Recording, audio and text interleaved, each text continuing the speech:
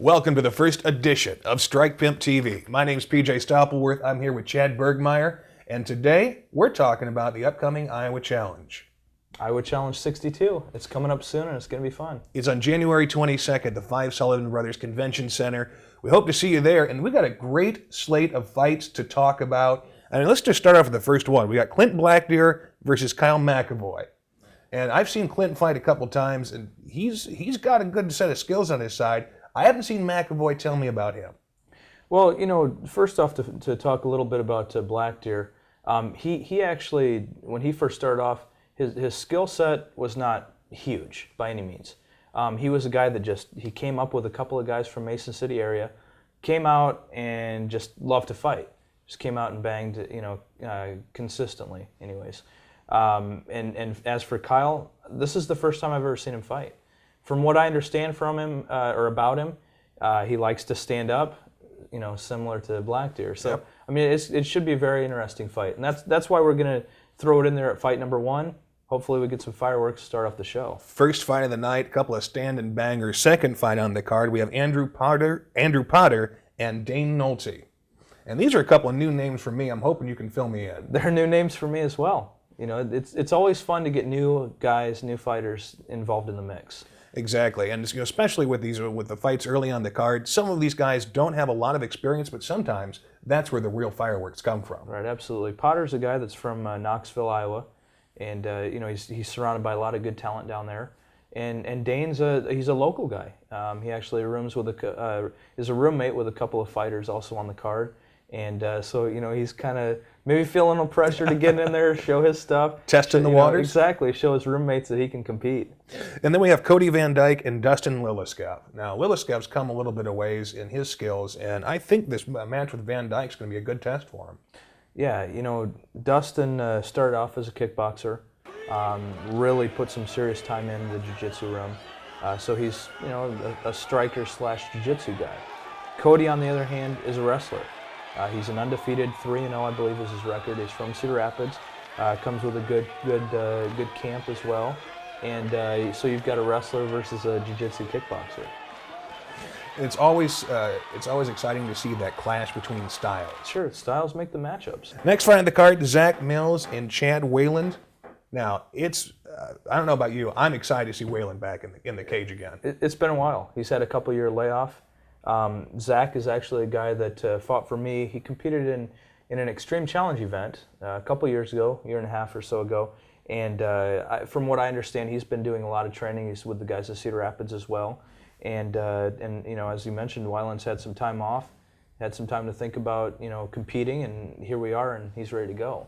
Well, we've got another big comeback later on the card. I don't mean to tease you, but we'll get to that in a little bit. But just to reset, January 22nd, the Five Sullivan Brothers Convention Center, downtown Waterloo, Iowa Challenge 62.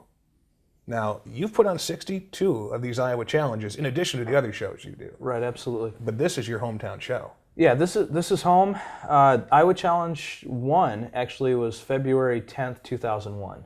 So it's been 10 years in the makings, for the Iowa Challenge, and it's been a fun process. I mean, absolutely, as you mentioned, I've traveled all over the country with mixed martial arts events, cornering guys, getting fighters, in bigger shows and stuff like that, and being with them for that. Also promoting across the country, but home is home. I mean, Waterloo this is where I started promoting. This is where I plan on ending promoting. So, and maybe it's just me, but I've been to a lot of the shows across the country with you, and there's just something special about coming back to Waterloo, and looking forward to doing it again January 22nd, Five Sullivan Brothers Convention Center. You're watching Strike Pimp TV. Here's some more of the fights coming up on the 22nd. Next fight on the card, Mike Estus and Nate Mackey. This has fireworks all over it. Mackey's a boxer with a good wrestling background, and he's really picking up the jiu-jitsu. Estus was a professional boxer, and he has certainly shown us. I believe we actually have some footage of him winning by a head kick knockout. So I mean, there's definitely some fireworks in that fight. Probably both of these guys' last amateur bouts as well. So the last time they last time they step into the cage, hopefully they'll be stepping out of the cage as amateurs, and next fight they're moving on to the pro realm then. That's what I understand. So I think this fight will be that last test for both of them. See what they need to work on, see where they stand, and just go from there. I'm interested in this next fight on the card. We have Dustin Musil and Mike Rhodes. You know, Mike Rhodes had his debut fight a few months ago in the October event, Iowa Challenge 61. He won by a pretty close decision. I think he controlled a couple of the rounds that awarded him the win. But he fought a somewhat seasoned amateur in that bout, got the win by decision. And his opponent, Dustin, I mean, he's a brand new guy. You have no idea what to expect with the new guys. That's true. And I mentioned we have another big comeback, another return to the fold, as it were. Boy, this was a year and a half ago or so. This fighter that's making his comeback was pretty badly injured in a fight that maybe didn't have the proper medical and supervisory things. Nothing like the shows you put on. Right. I know we always have a doctor ringside, EMTs are there. We've never had those problems. But to make a long story short, he got hurt pretty badly, and he's been out. And Jason Chambers is going to step back into the ring against Aldaberto Serrano. Yes. As you said, he was hurt pretty badly in his last fight. I know that everybody that was involved in that event, really felt terrible about it, and tried to, do what they could to encourage him to come back. And it was one of those things. Jason wasn't ready, a few months ago. Certainly wasn't ready 6 months ago. He's ready now. He wants to get back in there, and just decided to give it another shot and give it another run. And maybe this time move his head a little bit more. Well, just seeing his name on the card makes me feel real good. I actually went to see Jason in the hospital while he was recovering, and I remember talking to him and his mom, who happened to be there at the time, that this was going to be it for his fighting career. And I'm just really excited that he's taken the time, spent the time and the effort, and put the work in so he can get back into the cage. I'm really looking forward to seeing that fight. Absolutely, and as I mentioned, everybody that was involved with the entire mixed martial arts scene. Yeah. As you said, yourself included, we're reaching out and trying to get this, because he's got so much heart, and that's one thing that is impossible to teach. Right. And he's got a great chin. He proved that. And those are the things that really make a fighter a fighter. So the willingness to get in there and do it. A lot of great fights on the card, January 22nd with Iowa Challenge 62, but the one I'm really looking forward to see is Jason Chambers and Aldaberto Serrano. Next on the card, John Kennedy stepping back in the cage, this time against Kruger.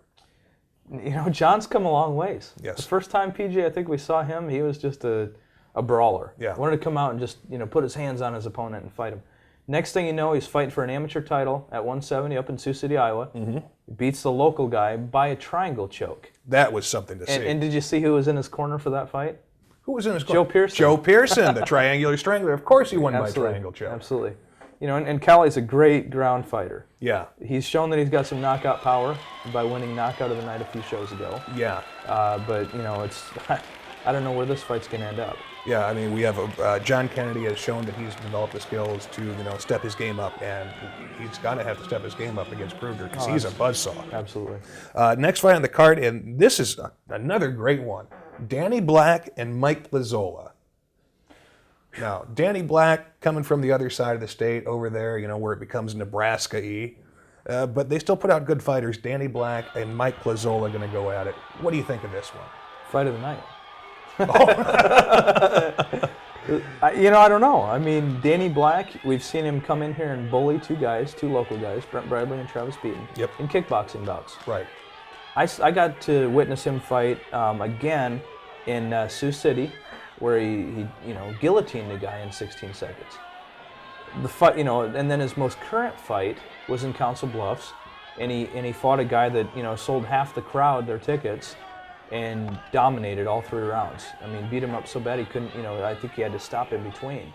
So we've got we have a hometown favorite in Mike Plazola, and a very good fighter, and then we have Danny Black, also an accomplished fighter, who's used to coming in and beating the hometown hero. Well, and that's just it. Plazola has dominated everybody at home. He's gone out of town, fought some tougher competition, and seen what it's like to be that other guy. So now after, suffering a couple of losses out of town against really top competition, guys probably ranked in the top 10 in the Midwest for unsigned fighters, he's gone from that, and now he's coming back home to fight a guy like Danny Black. I think That's why I said fight of the night. I think it has fight of the night written all over it.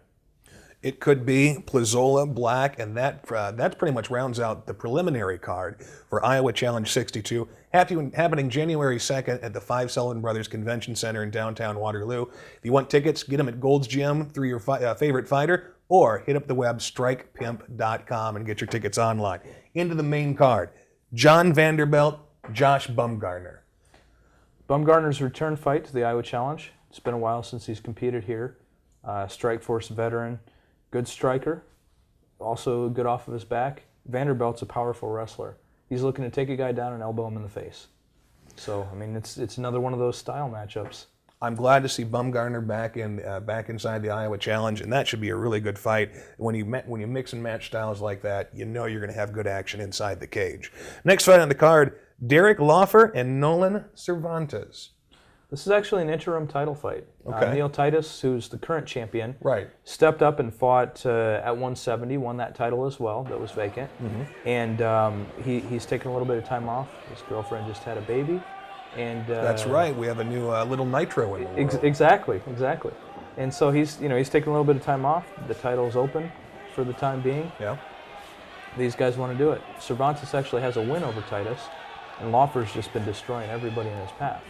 So, I mean, it's another one of those matchups that could go either way. And, we're getting into the real meat of the card. And this fight, I want to spend some time with and talk about. Jesse Nunez and Joe Cason. This should be epic. Absolutely. We saw Nunez fight a couple years ago when he was a newer amateur fighter in Hedrick, Iowa, a smaller show down there. And he was, destroying the guy that he fought, got tired, and, couldn't complete the match. And since then, he's went on a tear, winning a lot of amateur bouts out of Cedar Rapids, and now he's turning professional. And these guys were supposed to fight each other before. Mm-hmm. Nunez had to pull out due to a leg injury. Now he's healthy, now he's back in, and now he's fighting Big Joe. We had a healthy Nunez and Joe Cason. I mean, that guy always looks like he's just in the tip-top shape. It is so funny too because he's the nicest guy outside. Oh, absolutely. I mean, he gets in there and just something clicks. Cason Nunez in the co-main